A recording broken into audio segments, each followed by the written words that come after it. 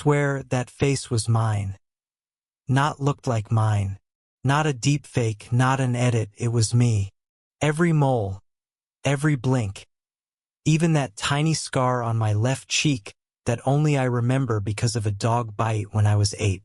I'm not the kind of person who panics easily, but when I hit play and saw myself holding that knife, my stomach flipped so hard I almost threw up. I didn't even know how I got there. One minute I was scrolling through one of those dark web forums I sometimes visit out of morbid curiosity. The next I was staring at a video titled only with a timestamp 03_14_2025/02:37 AM. No description, no username, just static around the thumbnail. I shouldn't have clicked. The screen flickered once, twice, then resolved into grainy footage. A room I didn't recognize. Bare walls, a single metal chair, and someone sitting in it, tied up. I was standing over them, my expression calm, almost bored. Then I smiled. The same crooked smile I make when I'm nervous that I pause the video. My hands were shaking so hard I nearly closed the browser. I looked closer. My face filled the frame. I could see the reflection of the phone light in my eyes. I zoomed in on the timestamp. It matched last night. That's impossible that I was home, asleep, alone. The audio started glitching. A low hum crawled through my headphones. I tried to stop the video, but the cursor froze. The screen dimmed, then brightened again, and for a split second, I swear, my reflection in the water blinked and dimmed. The power cut out. Everything went dark. My laptop screen stayed lit for half a second, showing one last image. The chat box opening again. A new message appeared. You shouldn't have watched it. That's when I realized that it wasn't my fault. The URL was correct. My browser didn't even have tabs. Just a black screen and that one message, blinking. Then another appeared. If you're watching this, you might have already seen it too. I slammed the lid shut and sat there in silence, listening to the sound of my own heartbeat. I don't remember how long I stayed that way. Minutes? Hours? All I know is that the longer I stared at the dark screen, the more I felt like something was staring back, that I should start from the beginning, that I guess I should tell you who I am before you think I'm losing my mind. My name's Ethan, or at least that's what I go by online. I work from home, freelancing as a programmer. Nothing glamorous. Mostly back-end code, security patches, and debugging for small companies who pay me just enough to keep the lights on and the caffeine flowing. I'm what people call chronically online, which is both a joke and a confession on why life is simple, maybe even boring.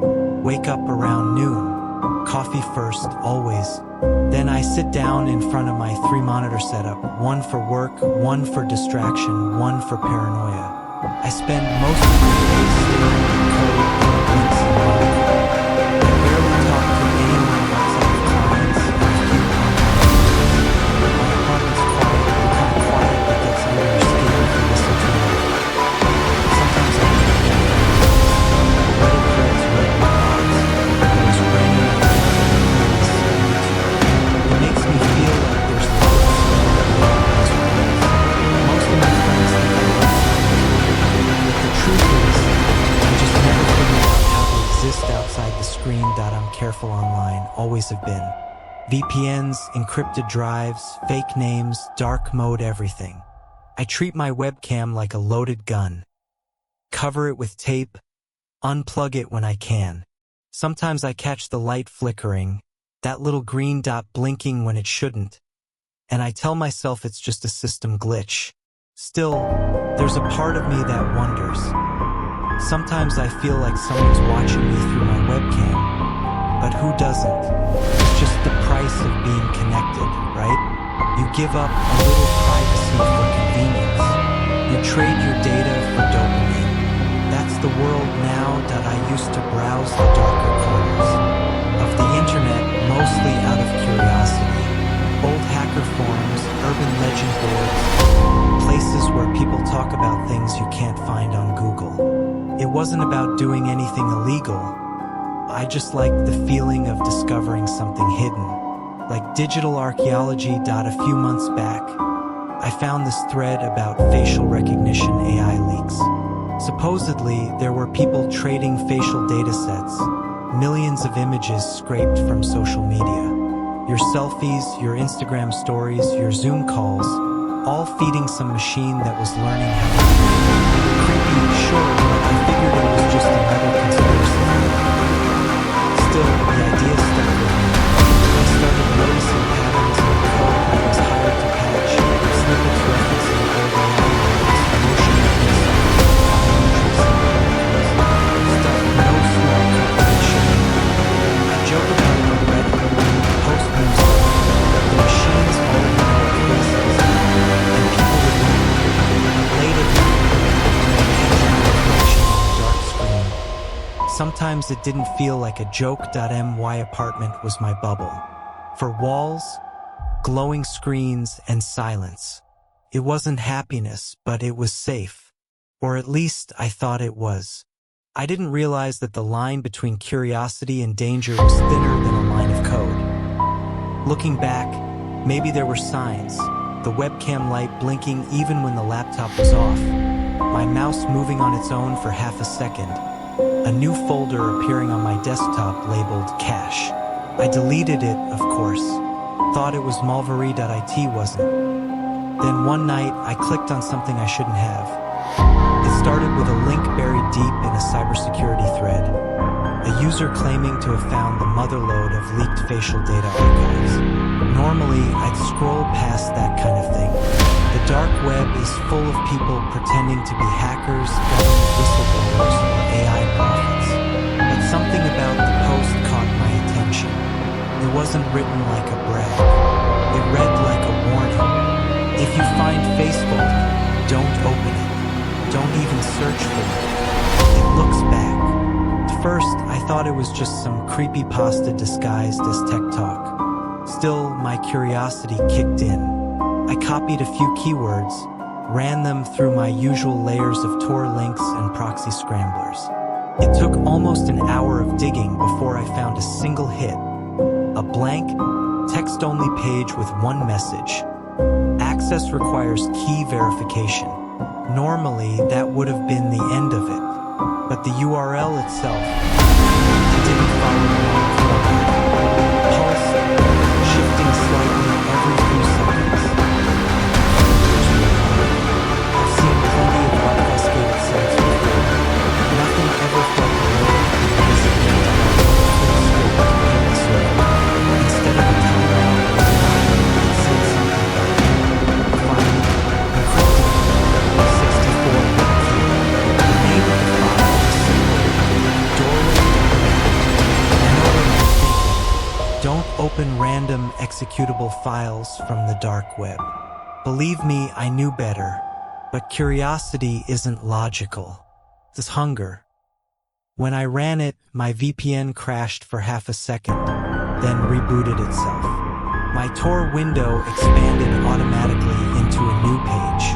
The header read, "Welcome to FaceVault Human Archive." There was no color, no images, just rows of ASCII text forming strange, symmetrical patterns that looked almost like faces. Beneath it were dozens of formed threads, labeled in sterile clinical language. Identity mapping voice, clone trading sessions, sync projects real-time body, REPLICATION, and one section locked with a warning symbol. For verified users only. I scrolled through the open posts, each one worse than the last. People talking about renting identities, trading deepfakes that could fool facial recognition, uploading entire behavioral patterns, digital twins, they called them. Some claimed to have replicated people's emotions, voices, even dreams. It didn't feel like fiction. It felt like I was reading research logs from another reality. Then I saw the top post pinned above the line. The title written in plain text, "Don't open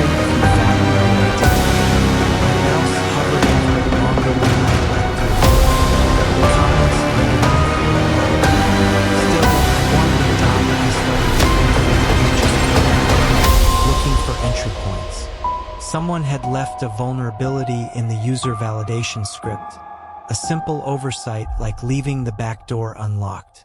I patched together a fake key from my cache session data and hit enter. The screen blinked once. The page reloaded, and new categories appeared. I had done it. I was inside the restricted section. There was only one thread inside, labeled the mirror program. The post count read 0, but when I hovered my cursor, it said 1, unseen reply. Inside was nothing but a single message and a download link. Welcome, Ethan. I froze. There's no way they could have known my name. I never used it online. My handles were random strings, my IP scrubbed and rerouted through 5 layers. And yet, there it was, my name, plain and intimate. Like someone whispering it through the screen, I tried typing a response. Who is this? But before I even hit send, a reply appeared. We've been waiting for you. The timestamp read 30 seconds before I posted. The page began to flicker. The forum layout melted into static. I heard a faint hum through my speakers, the same low tone that later recognized from the video. The link reappeared, pulsing through the screen like a heartbeat.download file. Video underscore log underscore 03 underscore 14 underscore 02 And when I first opened the file, I thought it was simple performance. You see enough twisted videos online and you learn to detach. There was something different about this one, something almost personal.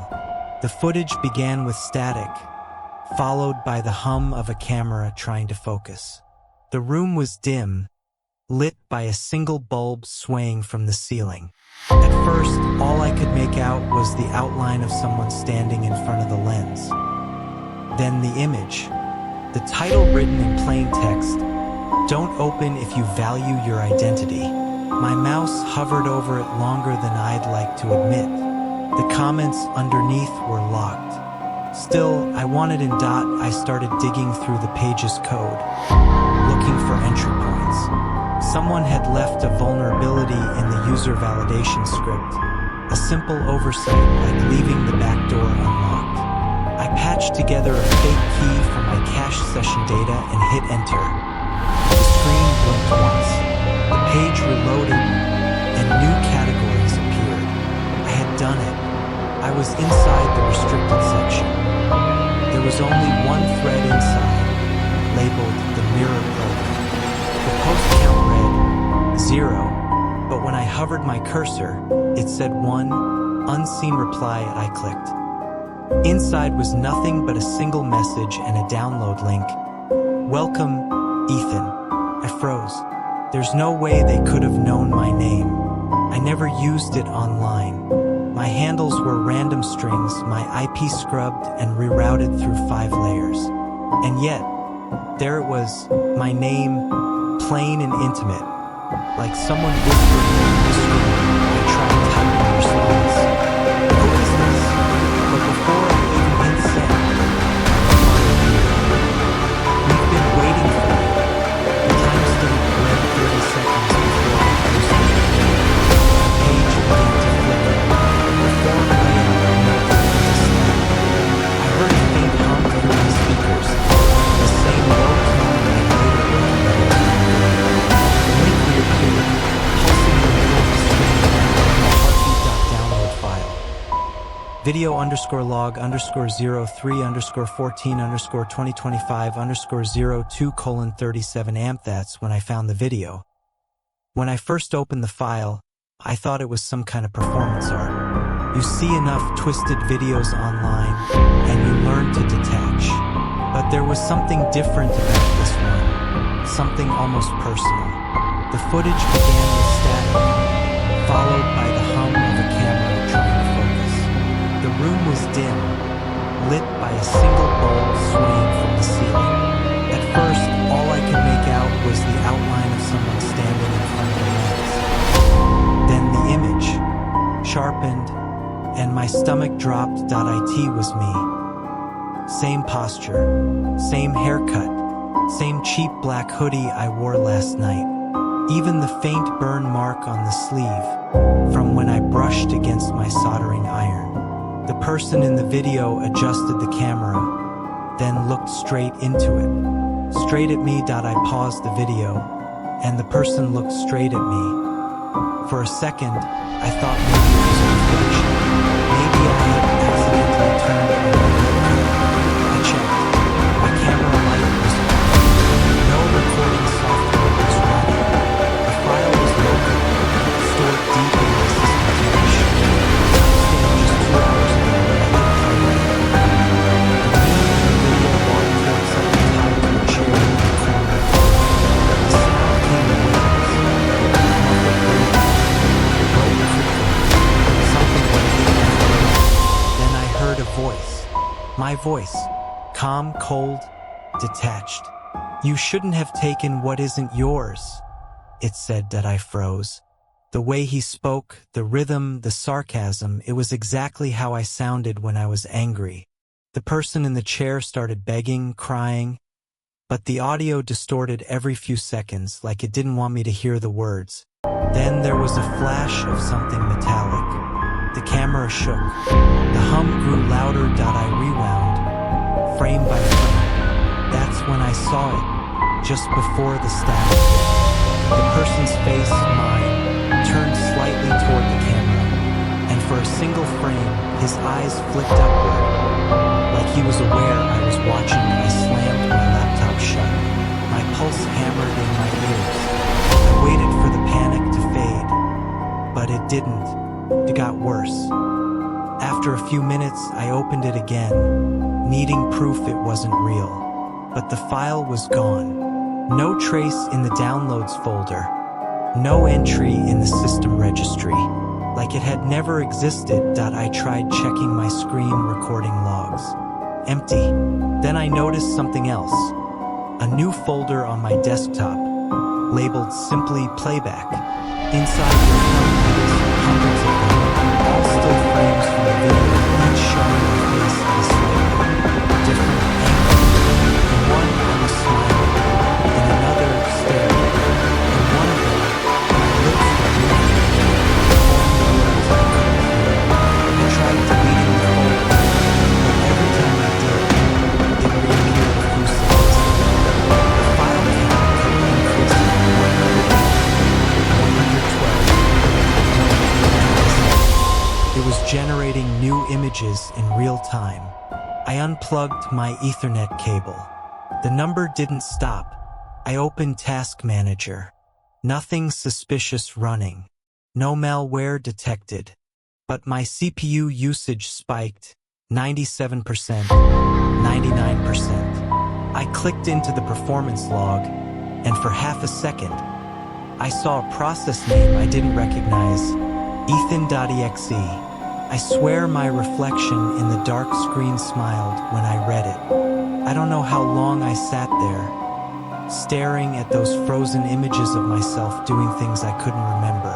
My rational brain tried to explain it. An elaborate prank, an infection, hallucination. But there's a limit to how far reason can go before it starts to unravel. It wasn't a reflection. It was a recording. I thought I was losing my mind. Until it happened again. My world didn't fall apart all at once. It began with small, almost dismissible things. A missed login attempt here, a password reset there. At first, I thought it was me, maybe too tired from another night of chasing digital ghosts. But then the alerts started piling up. Unknown devices accessing my cloud storage. Bank notifications. My GitHub account flagged for malicious uploads. I hadn't uploaded anything. I changed every password, wiped every drive, even ran my laptop in safe mode. But every time I rebooted, something new was off. My wallpaper would flicker between my normal desktop and a grainy photo of my face, taken from some impossible angle. It came in messages. At 2:14 a.m., someone emailed me from my home address.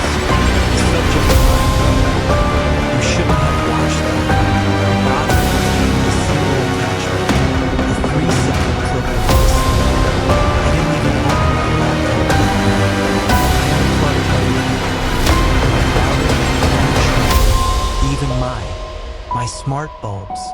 Still, my phone lit up in the dark, a faint glow across the room. I walked over and saw it had unlocked itself. My camera was active. The feed wasn't showing my room. It showed me, sitting at my desk, typing this exact line I'm writing right now. That's when I started noticing the mirrors. That sounds ridiculous, but every mirror in my apartment felt wrong. My reflection didn't quite sync with my movements. Sometimes it blinked a fraction too late. Other times, its mouth twitched even when mine didn't. Once, I swear it smiled. Every mirror showed a different version of me. Point one looked older, pale, hollow-eyed. Another had something behind him, a shadow with no shape. I smashed the bathroom mirror after that. But when I turned on my laptop, the broken fragments reappeared as my screensaver, looping endlessly, reflecting thousands of tiny distorted versions of my face. Then people online started accusing me of things, and why Reddit posts were filled with replies like, "You're sick, and how could you do that?" Someone had a link to a video of my video. When I clicked it, it redirected to a blank page that said, "Already seen." Even worse, I got a call from the doctor. The voice on the other end said they were decided. They traced a series of videos uploaded from my computer, all depicting violent crimes, all stars in the limit exactly what the intention was. They said they'd be in touch. I didn't sleep that night. Every few minutes, my monitor flickered, showing flashes of static and movement. My reflection appeared in blacked-out pixels, half-rendered like corrupted data. Sometimes it whispered things, my name over and over, in my own voice. I stopped answering messages, stopped going outside. My friends thought I was joking when I said my identity was being stolen in real time. They laughed, sent memes, told me to touch grass. I almost did, but every time I got near the door, my phone buzzed with a new alert. Your camera was used recently. It wasn't a normal hacking. It was like my digital self had gone rogue. An AI version of me, learning, replicating, perfecting. I'd built deepfake detection tools before. I knew their limits, but this wasn't deepfake. This was possession. I tried to shut it all down one last time. Disconnected my drives, turned off the main power, sat in the dark. For a few minutes, it was silent. No notifications, no hum of electronics, just peace. Then my backup laptop, the one I had turned on, beeped from across the room. Its screen lit up on my face for a testimony. Then said, with my exact voice, "Why are you hiding from yourself?" The beat glitched, froze, then displayed a familiar file again in the corner. The baseball picture was slowly realized something I had before. The upload had an origin.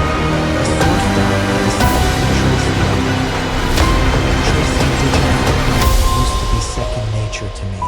But this time, my hands trembled on the keyboard like I was defusing a bomb that knew my name. I opened an old drive I hadn't touched in years, a relic from my gray hat days. Inside were the tools no sane person uses anymore. Packet sniffers, ghost route mappers, scripts I'd written in the kind of insomnia that makes you forget where you end and the code begins. The file, facevault_trace.log, was too clean. No normal upload leaves a trail like that. It looked deliberate, as if it wanted me to follow. I hesitated, staring at the blinking cursor. The rational part of me screamed to stop, to unplug everything and vanish. But curiosity, that old curse, whispered louder.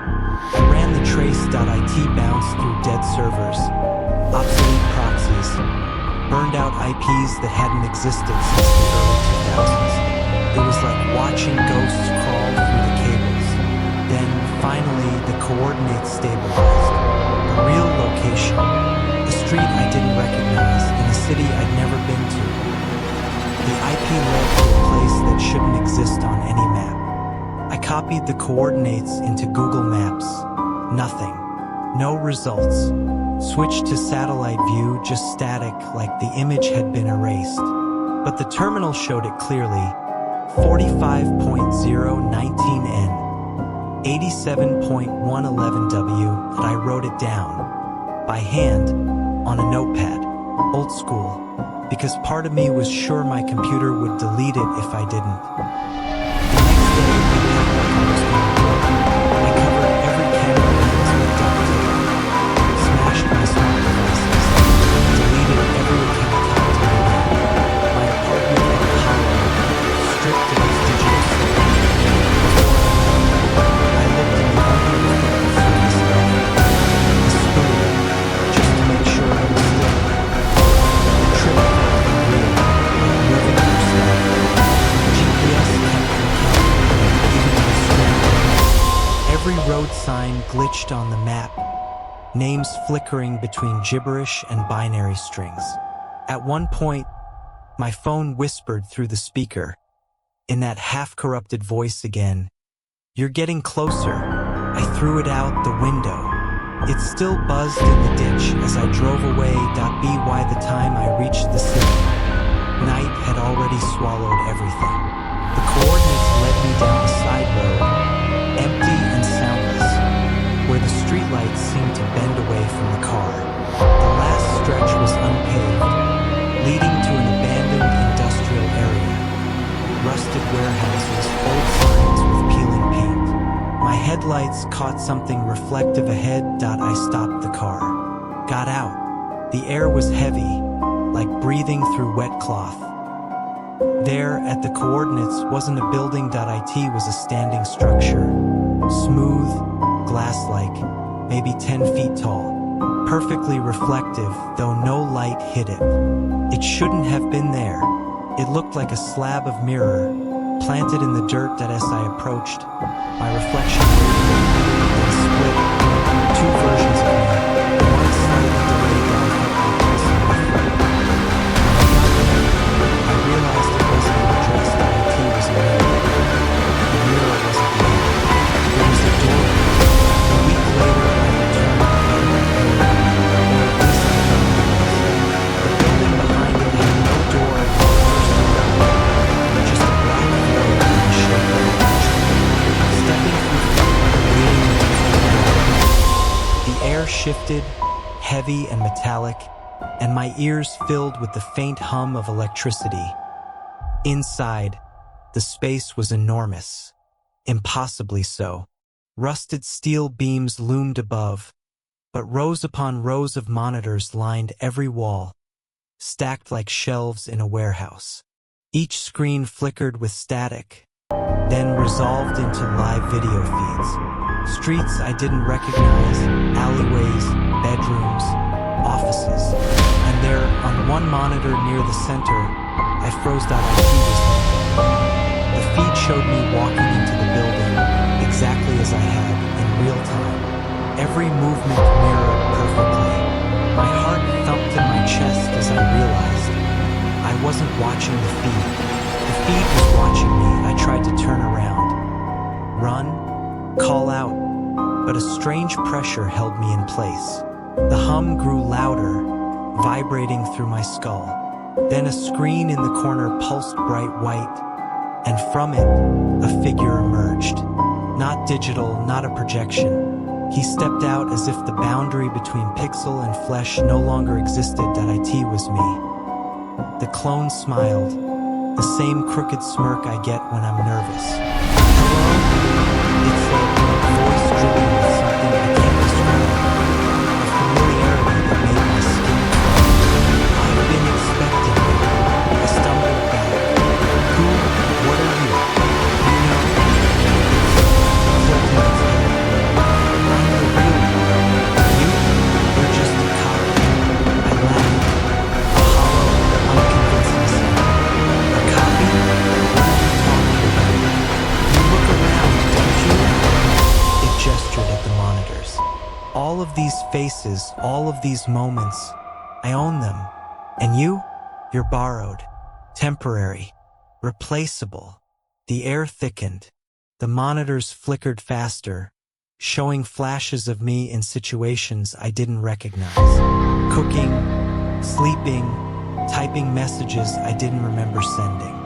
Each feed was a frame in a life I thought I lived. I shouted, "Stop this! I'm me! You're a shadow," it said. And shadows dissolve when the light hits them hard enough. I tried to approach, but the floor beneath me seemed to ripple, as if reality itself had become liquid. The clone moved too fast, faster than I could track, circling me with a predatory grace. Every choice you've ever made, every identity you've claimed, it was never yours. Do you feel it? The difference?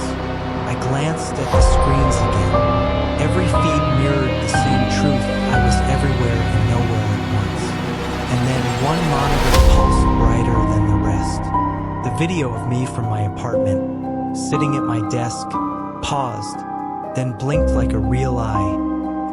"I'm still learning," the clone whispered. "Soon, I'll be perfect. Soon, I'll be the only one left." My panic took over. I ran. The warehouse seemed endless, hallways bending back on themselves. Each monitor showed me fleeing, always one step behind.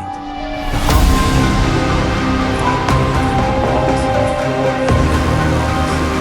And then I saw it. A small crack, a doorway I hadn't noticed before. I dove through it, slamming it shut behind me. But I don't think I made it out alive. Something followed. Something with my face. A cold, certain voice whispered, "You're the copy, not me." When I finally returned home, it should have felt like relief. The familiar creak of my apartment door, the hum of the refrigerator, even the faint smell of coffee lingering from last week. All of it should have grounded me, but nothing did. Even my neighbors didn't recognize me. Mrs. Calloway from apartment 3B passed me in the hallway and squinted like she'd never seen me before. "Do I know you?" she asked. I stammered, forcing a smile. Ethan, I live here." She shook her head, confused, and walked away. Inside, I looked in the mirror. My reflection stared back, but it wasn't quite me.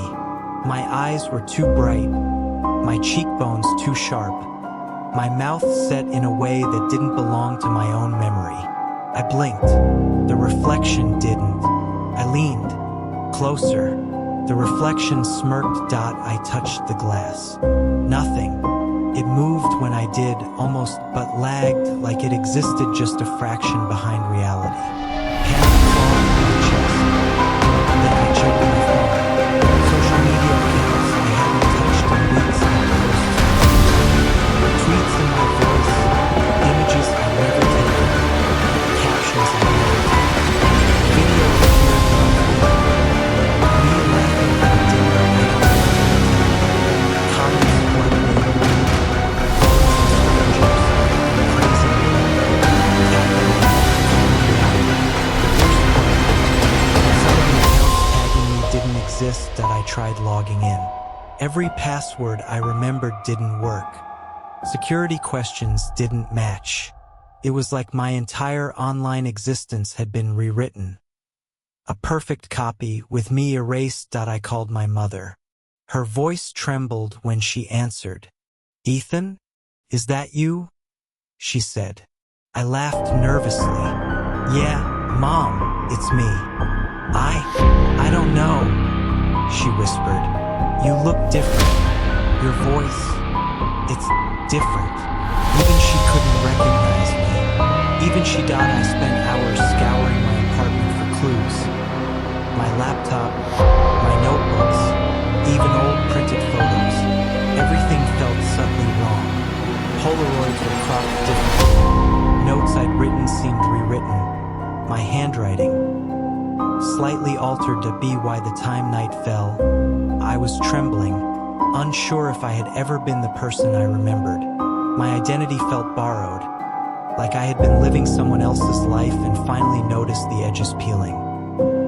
Desperate, I tried reaching out online, searching for posts, forums, any trace of the clone that had followed me from the warehouse. I posted vague questions in anonymous words, hints of my story, hoping for a thread, a message, anything that was. The message came at 3:17 a.m. No notification sound, no vibration, just a quiet ping from somewhere deep within my computer. I crawled up in the circuits instead of raging. The window opened by itself. Black text on the gray screen. Stop pretending to be me. The cursor blinked beneath the message like a pulse. I typed back before I could think. Who is this? The reply came instantly. You know who.my stomach dropped. I tried to close the window, but it stayed. The computer wasn't responding. My webcam light flickered on even though I'd covered it with tape. The video feed appeared on screen, me sitting exactly as I was now, only not quite. My double smiled, slow and deliberate. You took my life, the message read. Now I'm taking it back. The feed's version of me tilted its head. I told you, it said aloud. My voice, perfect tone, perfect rhythm. You're the copy. I whispered. That's impossible. The figure on screen chuckled. Is it? Your mother doesn't know you. Your friends don't. Every trace of you online belongs to me. You're just a leftover process, an echo running on old hardware. The cursor moved again, typing on its own. Check your channel. I opened my browser against every instinct and searched my YouTube account. It was still there, same banner, same videos, except new uploads had appeared. 5 of them, each one titled with a date and time, matching when I'd supposedly been asleep. I clicked the latest. It was me, or the thing that looked like me, sitting at my desk staring straight into the camera. He's still out there.